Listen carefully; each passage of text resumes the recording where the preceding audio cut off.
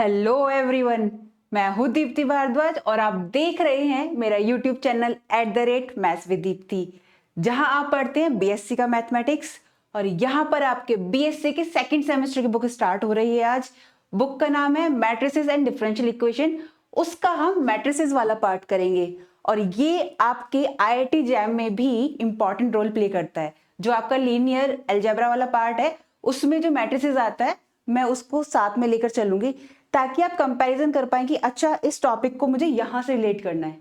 Okay, तो आगे बढ़ने से पहले मैं आप सभी से कहना चाहूंगी कि जो भी मेरे चैनल पे नए हैं वो मेरे चैनल को सब्सक्राइब करें and hit the bell icon ताकि आने वाले सभी अपडेट्स आपको टाइम टू टाइम मिलते रहें। और आपको मेरी वीडियोस अच्छी लगती हो तो उसे लाइक कीजिए, शेयर कीजिए। तो हम आगे बढ़ते हैं अपने टॉपिक पे। आज का हमारा टॉपिक है कि जो मैट्रिसेस है उसका इंट्रोडक्शन है। सबसे पहले मैं आप सभी से एक बात कहना चाहूंगी कि हम ये मैट्रिसेस पढ़ क्यों रहे हैं, है ना, कि इसका यूज कहाँ होना है। हम कुछ भी या कोई भी टॉपिक हम पढ़ते हैं तो सबसे पहले ये क्वेश्चन अपने आप से करना चाहिए कि हम ये पढ़ क्यों रहे हैं, रियल लाइफ से कनेक्ट करना चाहिए।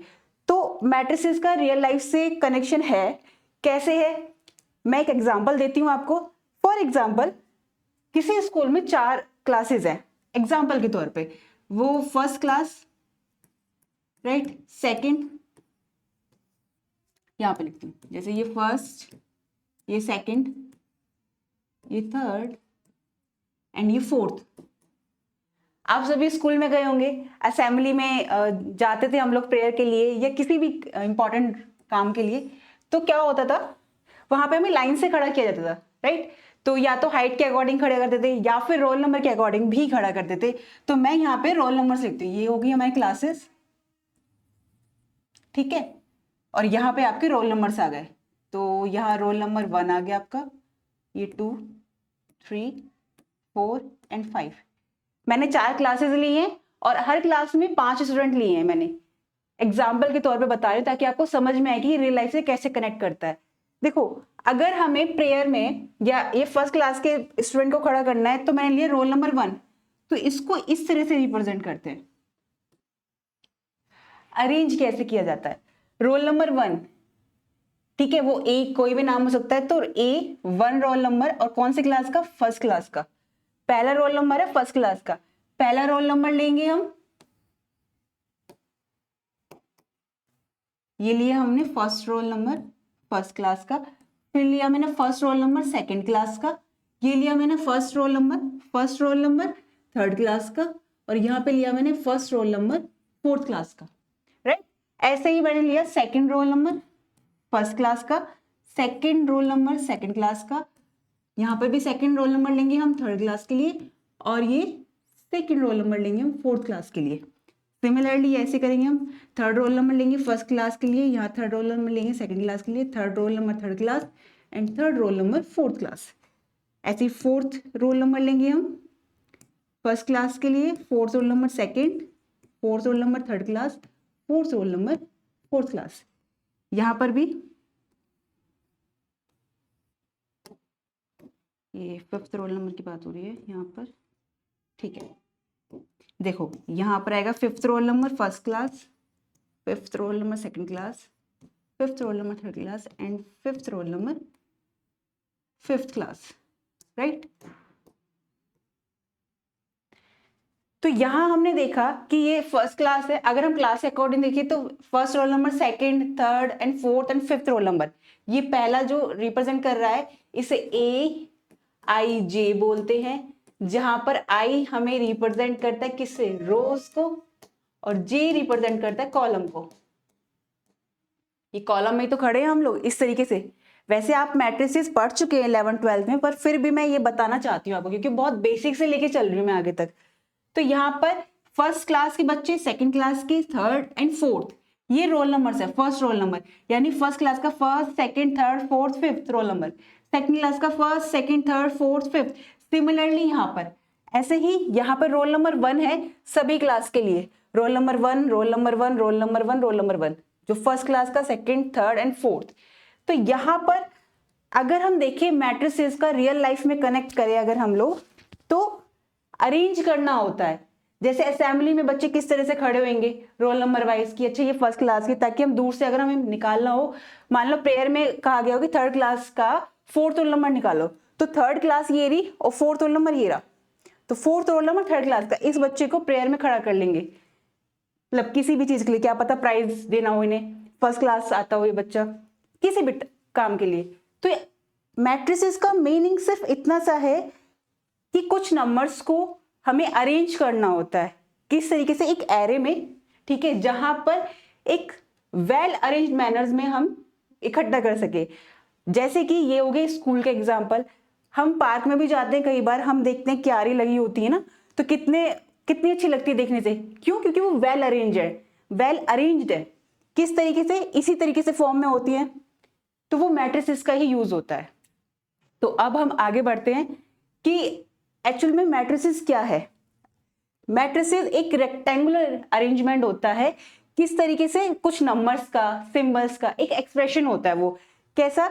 जहां रोज और कॉलम्स को ऑर्गेनाइज किया जाता है, और इसका यूज बहुत बड़ा है, इसको हम मैथ्स में भी यूज कर सकते हैं, फिजिक्स में भी यूज होता है इसका, आपके इंजीनियरिंग इकोनॉमिक्स में भी यूज होता है, हर फील्ड में यूज होता है इसका, ठीक है। तो अब कैसे यूज होगा, इसकी एप्लीकेशन पे भी बात करेंगे हम। तो डेफिनेशन में ये कहा जाता है, इसे एक कैपिटल लेटर से रिप्रेजेंट करते हैं, ए हमारा कैपिटल लेटर हो गया, कि इसको इस तरह से प्रेजेंट करा, और ये होती है हमारी AIJ, इस तरीके से कि capital A is equal to, यहाँ आप M भी ले सकते हो, पर लोगे कैपिटल लेटर में, राइट। जहां पर I जो है, I हमारा रोज को रिप्रेजेंट करता है और J हमारा कॉलम्स को रिप्रेजेंट करता है। देखो, फर्स्ट रो का फर्स्ट कॉलम, फर्स्ट रो का सेकंड कॉलम, फर्स्ट रो का थर्ड कॉलम, ये कॉलम्स होते हैं, ये रोज होती हैं। ये सेकंड रो का फर्स्ट कॉलम, सेकंड रो का सेकंड कॉलम, सेकंड रो का थर्ड कॉलम, ऐसे ही थर्ड रो का फर्स्ट कॉलम, थर्ड रो का सेकंड कॉलम, थर्ड रो का थर्ड कॉलम, राइट। अब इसके बाद आती है मैट्रिक्स की हमारी ऑर्डर की बात, कि ऑर्डर क्या होता है। अगर मैं ये एक एग्जांपल लिया मैंने मैट्रिक्स का, जिसमें कितनी, देखिए अगर हम देखें तो 1 2 एंड 3 ये कॉलम है, 1 और 2 ये दो रो हैं, तो इसमें रो कितनी है? अगर हम यहाँ पे देखें तो इसकी जो रो है वो है 2, और यहाँ पे कॉलम देखें तो वो है 3। तो इसको किस तरह से रिप्रेजेंट करते हैं? देखो, यहाँ पर m रोज होनी चाहिए और n कॉलम्स, इस तरह से करते हैं, और इसको m क्रॉस n मैट्रिक्स लिखते हैं, बट इसको रीड ऐसे करते हैं m बाई n।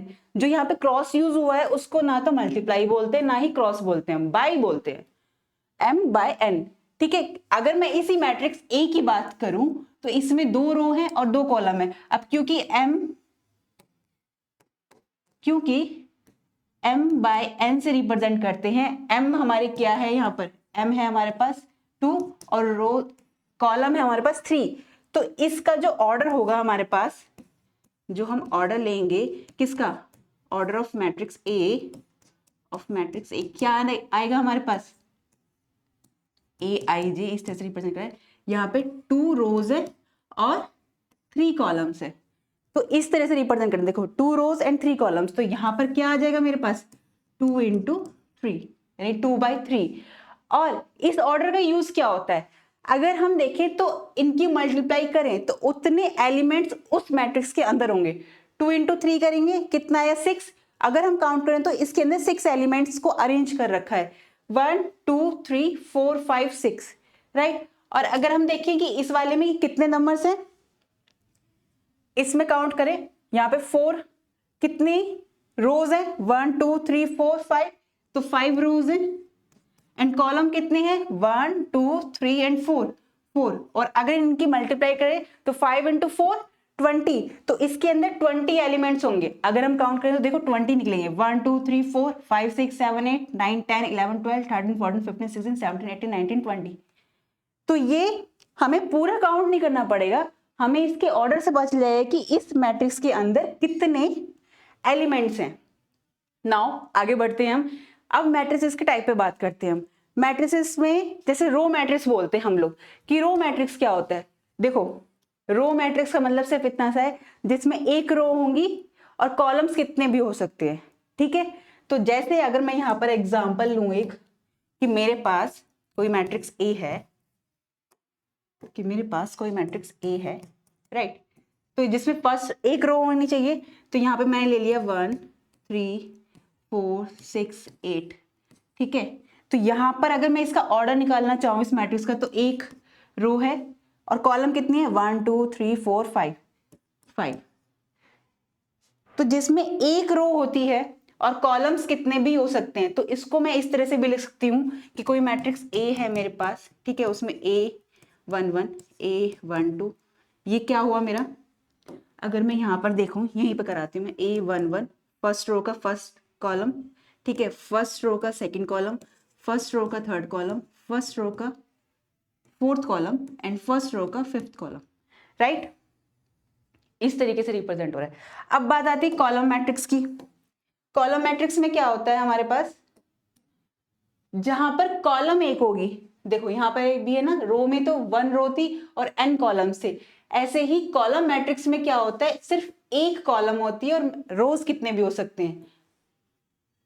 अब इस तरह से ले सकती हूँ, मैंने कोई मैट्रिक्स बी ली जो इस तरीके से है, यहाँ पे 3 7 -2 8, तो इसमें देखिए रो कितनी है 1 2 3 एंड 4 रो है, और इसमें कॉलम कितनी है, कॉलम तो एक ही है हमारे पास, ठीक है। तो जहां पर अब अगर बात होती है रो मैट्रिक्स की या कॉलम मैट्रिक्स की, तो रो मैट्रिक्स का मीनिंग ये है कि एक ही रो होगी, और कॉलम मैट्रिक्स का मीनिंग है कि एक ही कॉलम होगी, बाकी रोज कितनी भी हो सकती है। जैसे 1 2 3 4, यहाँ पे 4 रोज है और कॉलम एक ही है, तो ये मेरा क्या हुआ, अगर इसकी बात करूं तो ये A11 फर्स्ट रो का फर्स्ट कॉलम, ये सेकंड रो का फर्स्ट कॉलम, इसको बोलेंगे हम थर्ड रो का फर्स्ट कॉलम, और ये होगा हमारा फोर्थ रो का फर्स्ट कॉलम, है ना। कॉलम तो एक ही आ रही है हमारे यहाँ पर, जैसे यहाँ पे रो एक ही आ रही थी तो ये रो मैट्रिक्स हो गई, यहाँ पे कॉलम एक आ रही तो ये कॉलम मैट्रिक्स हो गई, तो ये हो गई हमारी रो मैट्रिक्स और ये हो गई हमारी column matrix, right. Next square matrix. Square matrix का मीनिंग इतना सा है कि जहां रो और कॉलम्स बराबर हो जाए, जहां रो और कॉलम बराबर हो जाए, जैसे कि स्क्वायर मैट्रिक्स में मेरे पास कोई मैट्रिक्स सी है, मैंने कोई सी मैट्रिक्स ली, ठीक है, उसमें एलिमेंट लिए मैंने 2 4 -1 -2 7 3 0 1 2 6। तो अगर मैं देखो इसमें रो कितनी है, एक 2 एंड 3, तो रो मेरे पास कितनी है इसकी 3, एंड कॉलम देखूं 1 2 एंड 3। तो यहां पर मैंने एक बात देखी कि मेरे पास जो रो थे और कॉलम थे, यानी m और n दोनों आपस में बराबर हैं, तो जहां रो और कॉलम इक्वल हो जाते हैं उसको हम स्क्वायर मैट्रिक्स बोल देते हैं, जहां रो और कॉलम दोनों बराबर हो जाते हैं, राइट। नेक्स्ट होता है डायगोनल मैट्रिक्स। डायगोनल मैट्रिक्स का मतलब सिर्फ इतना सा है, अगर हम इसमें डायगोनल देखिए, देखो यहां पर डायगोनल एलिमेंट ये है ना, तो इन एलिमेंट को छोड़ के बाकी सब ना 0 होने चाहिए, तो हम उसे डायगोनल मैट्रिक्स बोल देते हैं। अगर मैं यहां पर ही देखूं, ये देखो डायगोनल मैट्रिक्स के लिए अगर मैं इन्हें हटा दूं और यहां पर, तो ये मेरी डायगोनल मैट्रिक्स हो जाएगी, ये 0 है, ये 0 है, तो ये मेरी डायगोनल मैट्रिक्स हो जाएगी, जहां पर सिर्फ डायगोनल में एलिमेंट हो। जरूरी नहीं है कि वो सारे बराबर हो, मतलब सेम हो या अलग हो, वो सेम भी हो सकते हैं और अलग भी हो सकते हैं, माइनस में भी हो सकते हैं। मैं यहाँ पे माइनस का 3 ले लूं, ठीक है। तो जहां सिर्फ डायगोनल में एलिमेंट्स होते हैं, बाकी जो नॉन डायगोनल एलिमेंट्स है वो सारे 0 होने चाहिए, तो उस मैट्रिक्स को हम डायगोनल मैट्रिक्स बोल देते हैं, राइट। नेक्स्ट आती है आइडेंटिटी मैट्रिक्स। देखा जाए तो ये भी डायगोनल मैट्रिक्स ही होती है, क्यों, क्योंकि इसमें डायगोनल एलिमेंट्स ही होते हैं, लेकिन वो सारे के सारे एलिमेंट की जो वैल्यू होती है वो क्या होती है 1 होती है। यानी कि अगर मैं इसी में, या ये मैंने एक बना ली मैट्रिक्स, देखो ये मैंने बना ली एक मैट्रिक्स, एम मैट्रिक्स ली मैंने 1 0 0 0 1 0। यहां मैंने देखा तो मेरे पास डायगोनल एलिमेंट में है सिर्फ वैल्यू 1 और बाकी सारे 0 हैं, तो ये मेरी क्या है, ये डायगोनल मैट्रिक्स तो है, पर स्पेसिफिक है। कैसे कि डायगोनल के एलिमेंट सिर्फ 1 है, तो इसलिए इसको हम आइडेंटिटी मैट्रिक्स बोल देते हैं। इसका एक नाम और है, इसी को हम यूनिट मैट्रिक्स भी बोल देते हैं, क्योंकि एलिमेंट क्या है, 1 1 है डायगोनल में, बाकी सब 0 है। नेक्स्ट जीरो मैट्रिक्स, इसमें सारे एलिमेंट जो होते हैं मैट्रिक्स के अंदर वो सारे के सारे 0 होते हैं, यानी कि ये और ऑर्डर कुछ भी हो सकता है इसका। जैसे मैंने जो ये मैट्रिक्स ली इसमें 0 0, तो ये मेरी डायगोनल मैट्रिक्स है, कितने की, 2 by 2 की, जिसमें 2 रो हैं और 2 रो हैं एंड 2 कॉलम है, राइट। तो आगे बढ़ते हैं। अब हम बेसिक ऑपरेशंस क्या होते हैं मैट्रिसेस के, वही एडिशन, सब्ट्रैक्शन, मल्टीप्लिकेशन। तो ये कब यूज कर सकती है, इसका भी रूल होता है? हाँ बिल्कुल होता है। वैसे आप पढ़ चुके हैं 11th 12th में, पर मैं फिर भी क्योंकि बेसिक से लेके चलना है तो इसलिए आपको मैं सब चीज बताऊंगी। यहाँ पे एडिशन के लिए क्या होता है, देखो ऑर्डर सेम होना चाहिए। जिन भी दो मैट्रिक्स का हम ऐड कर रहे हैं वो दोनों मैट्रिक्स हमारी सेम होनी चाहिए ऑर्डर। जैसे अगर मैट्रिक्स ए मेरे पास जो है, मैट्रिक्स ए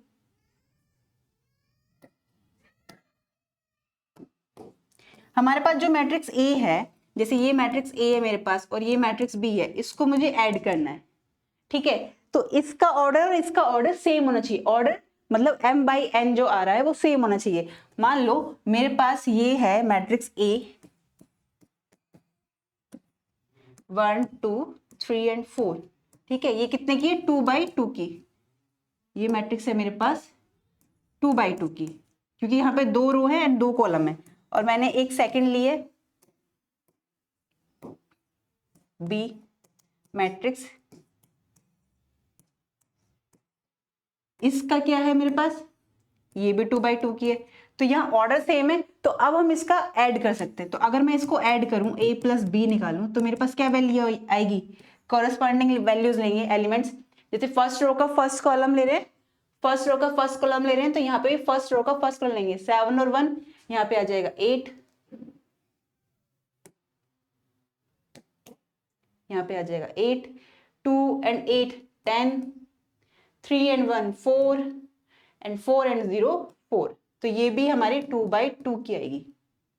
तो यहां हम ऐड कर सकते हैं। अगर मानो यहाँ पर एक और एलिमेंट होता, यहाँ पर मैं इसको हटा दूं, अगर यहाँ पे 0 0 या 1 2 और होता, तो यहाँ पर ऐड किससे करते हैं यहाँ पे, तो इसलिए सेम ऑर्डर का होना जरूरी है, सेम ऑर्डर का होना जरूरी है। ऐसे ही सब्ट्रैक्शन में करेंगे। अगर मैं यहीं से इसका सब्ट्रैक्शन निकालूं तो मेरे पास क्या आएगी मैट्रिक्स में, a माइनस बी करना चाहूं मैं, a माइनस बी निकालू यहाँ से, क्योंकि सेम ऑर्डर होना चाहिए, यहाँ पे भी सेम ऑर्डर की बात हुई है, तो add and subtraction same order पे होगा। तो a माइनस बी करूँ, a में 1 में से 7 गए, तो यहाँ पे अगर मैं वैल्यू निकालूं 1 में से 7 माइनस किया, क्योंकि a में से b माइनस करना है, तो कितना आएगा, माइनस का 6। 2 में से 8 गए, माइनस का 6, यहाँ पे 3 में से 1 गया 2 एंड 4 में से 0 तो 4, राइट। और ये भी 2 by 2 की मैट्रिक्स है, ठीक है। ये हमारा सब्ट्रैक्शन हो गया। अब बात आती है मल्टीप्लिकेशन की। मल्टीप्लिकेशन के लिए एक रूल है, कैसा रूल, कि जो मैट्रिक्स ए है और जो मैट्रिक्स बी है, अगर मैं मल्टीप्लाई करूं, यहां पर इन्हीं मैट्रिक्स की मल्टीप्लाई कर दूं, या मैं ए को लेती हूं, मैंने कोई ए मैट्रिक्स ले ली, जो ए मैट्रिक्स दे रखी है हमें 1,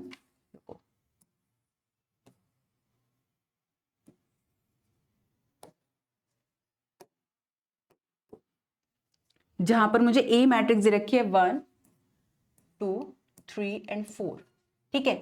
मैट्रिक्स बी ली है मैंने, जिसके एलिमेंट मुझे दिए हैं 5 6 7 और 8, ठीक है। एक बी मैट्रिक्स दी है,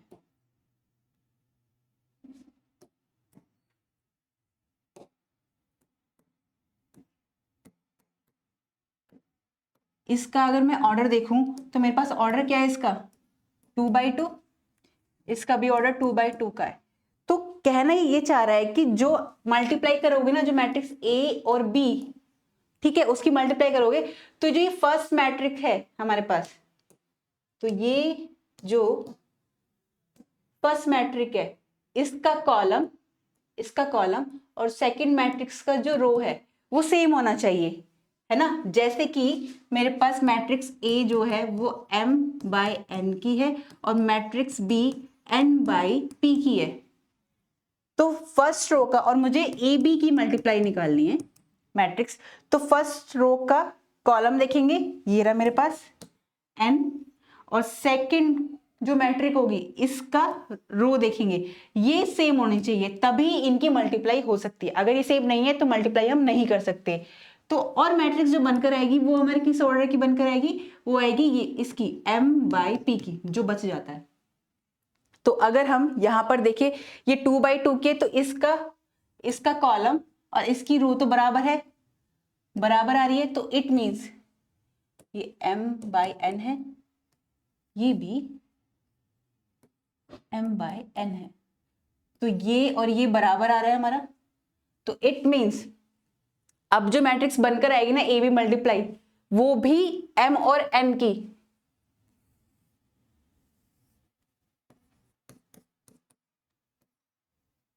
वो m और p की आएगी। तो मैट्रिक्स ए बी अगर मैं करूं मल्टीप्लाई, ए बी, वो क्या आएगी, देखो ये रूल होता है कि फर्स्ट रो की फर्स्ट कॉलम के साथ मल्टीप्लाई करते हैं हम लोग।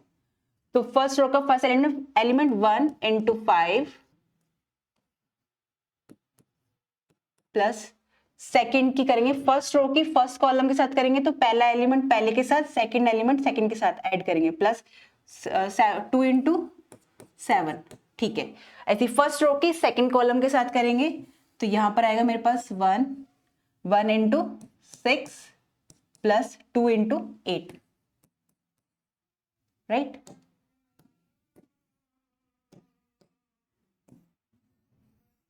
ऐसे ही हम लोग यहां पे भी करेंगे, सेकेंड रो की फर्स्ट कॉलम के साथ 3 × 5, 3 × 5, 4 × 7 इसको ऐड करेंगे।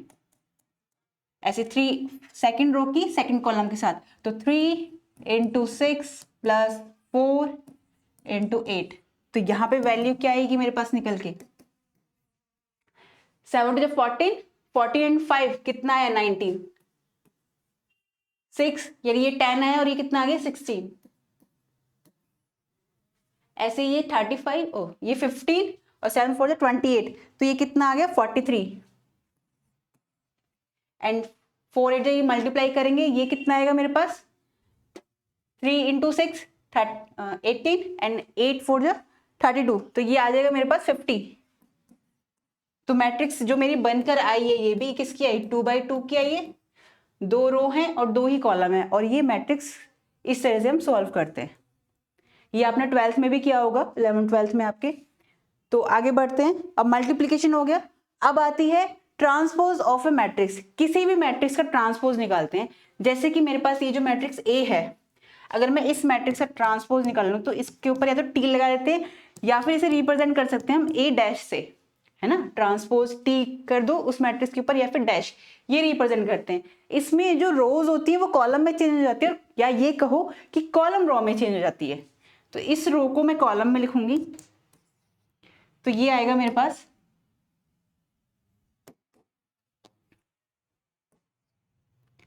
रो कॉलम में आ जाएगी, कॉलम में चेंज हो गई, इस रो को इस वाली कॉलम में चेंज कर देंगे इस तरीके से।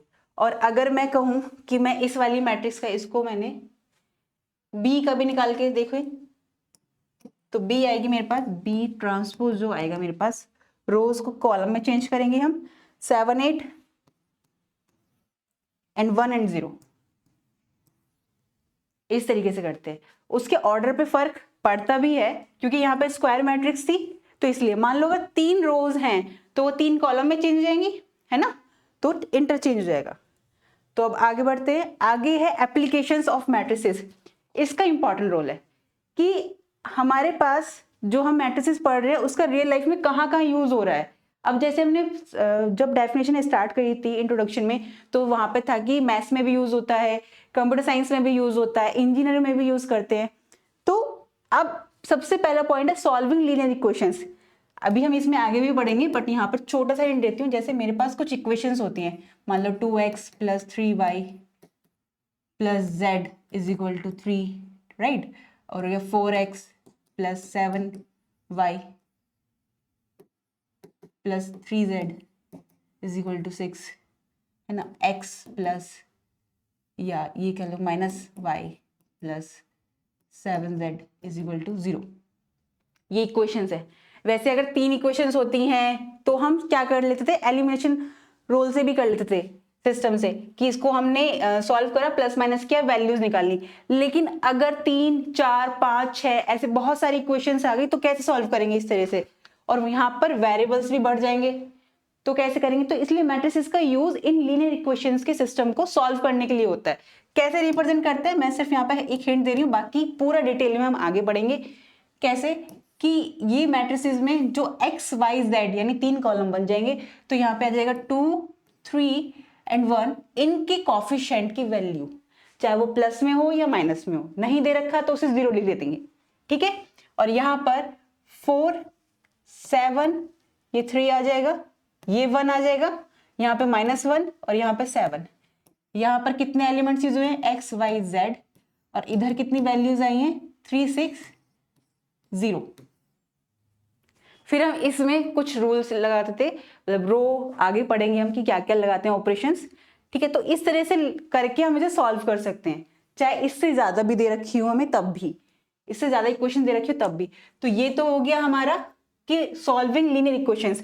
अब कंप्यूटर ग्राफिक्स में एंड इमेज प्रोसेसिंग में हम कैसे यूज करते हैं, देखो वैसे ये परफॉर्मिंग होती है, हम इसे कैसे परफॉर्म करते हैं कंप्यूटर ग्राफिक्स में एंड इमेज प्रोसेसिंग में, कि स्केलिंग, रोटेशन, ट्रांसलेशन में यूज होता है कंप्यूटर ग्राफिक में। अगर मैं इसका एक एग्जांपल लूं, क्या कि एक बहुत फेमस है कि हमें रोटेट करना है किसी पॉइंट को, कोई पॉइंट एक्स वाई है मेरे पास, उसे रोटेट करना है बाय थीटा एंगल से, थीटा एंगल दे रखा है। तो हम कैसे रिप्रेजेंट करके कैसे सॉल्व करते थे, यहाँ पे यही एक्स वाई वैल्यूज आ जाएंगी, X dash and Y dash, क्योंकि जो नई वैल्यू बनकर आएगी रोटेट होने के बाद वो यहाँ पर आएगी। और यहाँ पर क्योंकि आपने फिजिक्स में पढ़ा होगा कॉस थीटा और साइन थीटा में इस तरीके से यूज कर देते हैं हम, तो उसी का यूज करेंगे। यहाँ पे आ जाएगा cos theta minus sine theta and cos theta, और ये जो एक्स वाई पॉइंट दे रखे होते थे और इसको सॉल्व करते थे। इस तरीके से कुछ कुछ होता है। मैं सिर्फ आपको एक सिंपल सा बता रही हूँ कि किसी भी पॉइंट को रोटेट करना है बाय थीटा एंगल से। मानो कोई पॉइंट यहाँ पे था, ठीक है, ये यहाँ पर थीटा दे रखा है और कोई और एंगल दे रखा है कि हमें उसे यहाँ पर लाना है वैल्यूज, तो ये जो नया थीटा बना है इस एंगल पे हमें रोटेट करना है उसे। तो वो कैसे यूज करते हैं, तो वहां पे मैट्रिसेस का यूज होता है। अब अगर हम बात करें इसमें कि इमेज के लिए, और सच बताऊं तो इमेज प्रोसेसिंग रियल लाइफ से करे कनेक्ट, तो वीडियो गेम्स होते हैं आपके, एनिमेशंस जो होते हैं वहां मैट्रिसेस का यूज होता है। अब थर्ड बात आती है, हमारा थर्ड पॉइंट दे रखा है हमें कि इंजीनियरिंग और फिजिक्स में कैसे यूज होता है। अगर मैं थर्ड पॉइंट की बात करूं तो थर्ड पॉइंट हमें दे रखा है कि इंजीनियरिंग और फिजिक्स में कैसे यूज होता है। देखो यहाँ पर यूज होता है, ये आपके इलेक्ट्रिकल सर्किट्स होते हैं, जो स्ट्रक्चर एनालिसिस होते हैं, तो उसमें आपका फिजिक्स में भी यूज होता है, जो किरचॉफ लॉ आपने पढ़ा होगा उसमें यूज होता है। तो सर्किट्स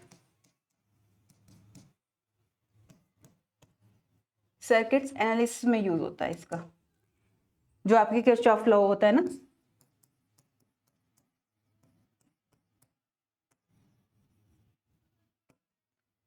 उसमें। अब अगर फोर्थ पॉइंट पे है, क्रिप्टोग्राफी एंड डेटा इंक्रिप्शन में यूज होता है। ये बहुत बढ़िया है, अगर इसको रियल लाइफ से कनेक्ट करें तो ये एक तरह से इंक्रिप्शन एल्गोरिथम होती है। अगर मैं फोर्थ पॉइंट पे बात करूं, कैसे कि एक फेमस वो है, हील सिपर करके है, देखो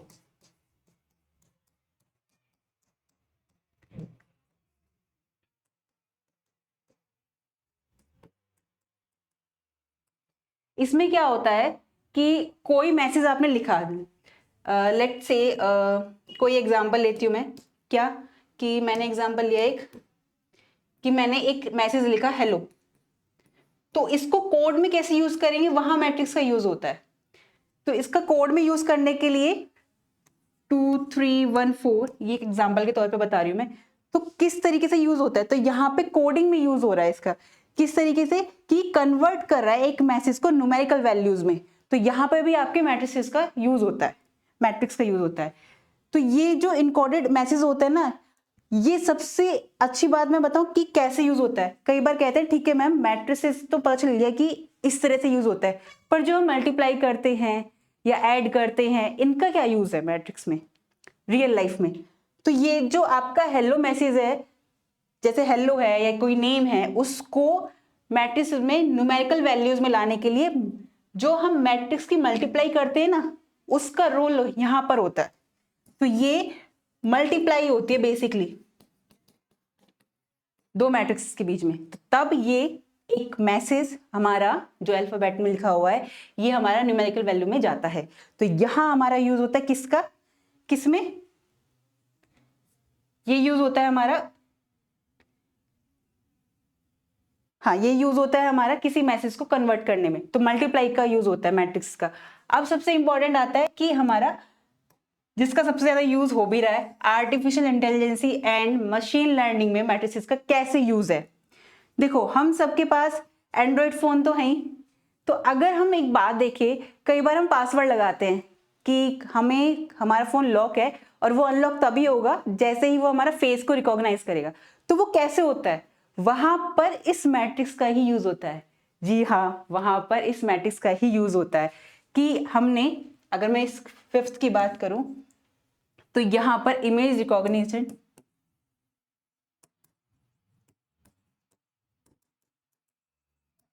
और एग्जाम्पल के तौर पे आपके पास है ही वैल्यूज कि हाँ हमारे पास जो एंड्रॉइड फोन होता है उसमें हम इस तरह से पासवर्ड लगाते हैं। एनिमेशन मूवी जो होती है, जो हम एनिमेशंस देखते हैं बनाते हैं, वहां पे मैट्रिसेस का यूज होता है। तो हमने यहाँ पर आज इंट्रोडक्शन में पढ़ा कि मैट्रिक्स का यूज रियल लाइफ में कैसे होता है, इसको किस तरह से इसके ऑपरेशन देखे, बेसिक चीजें देखी हमने, टाइप्स देखे इसके, इसकी एप्लीकेशंस पे बात किया हमने। तो सबसे इंपॉर्टेंट बात यही होती है आपके पढ़ने की कि आप कोई भी टॉपिक पढ़ रहे हैं तो वो रियल लाइफ से कैसे कनेक्ट होता है। हमें सिर्फ इसलिए नहीं पढ़ना कि हमने पढ़ा और हमने कोई एग्जाम क्रैक किया, हमने जॉब ले ली और हम मनी अर्न कर रहे हैं, बट हमें रियल लाइफ में कैसे कनेक्ट करेंगे। Mathematics such a beautiful subject, क्योंकि इसमें सबसे पहली बात है कि आपकी लॉजिकल थिंकिंग तो इम्प्रूव होती है, साथ ही साथ आपका डिसीजन मेकिंग भी बढ़ती है, डिसीजन मेकिंग पावर होती है वो भी इम्प्रूव होती है। तो और रियल लाइफ से कैसे कनेक्ट करते हैं, तो बहुत इंटरेस्ट भी आता है। तो कोई भी सब्जेक्ट हो, सभी सब्जेक्ट की यही बात होती है, बट आप अगर उसे कॉन्सेप्ट से समझेंगे, अच्छे से डीपली पढ़ेंगे, तभी आपको वो सब्जेक्ट बहुत इंटरेस्टिंग लगेगा और एक फनी वे में आप कब आपने एक डीप नॉलेज ले ली आपको पता भी नहीं चलेगा। तो हमें ऐसे ही पढ़ना चाहिए, तभी वो सब्जेक्ट हमारे लिए फेवरेट बन जाता है।